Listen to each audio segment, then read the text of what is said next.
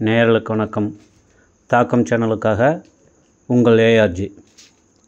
மேல்மருவத்தூர் ஆதிபராசக்தி ஆன்மீக இயக்க துணைத் தலைவர் உயர் திரு சின்னவர் அம்மா அவர்களின் அறிவுறுத்தலின்படி மேல்மருவத்தூர் ஆதிபராசக்தி ஆன்மீக இயக்கம் கள்ளக்குறிச்சி மாவட்டம் சார்பாக 2024 ஆண்டு தீபாவளியை முன்னிட்டு மனவளம் குன்றிய குழந்தைகள் மற்றும் பெரியவர்களை காப்பாற்றி வரும் கருணை இல்லத்தில் அங்குள்ள குழந்தைகள் மற்றும் முதியோர்களுக்கு இனிப்பு, காரம், பட்டாசு, பழ வகைகள், சால்வை வழங்கி தீபாவளியை கொண்டாடினார்கள்.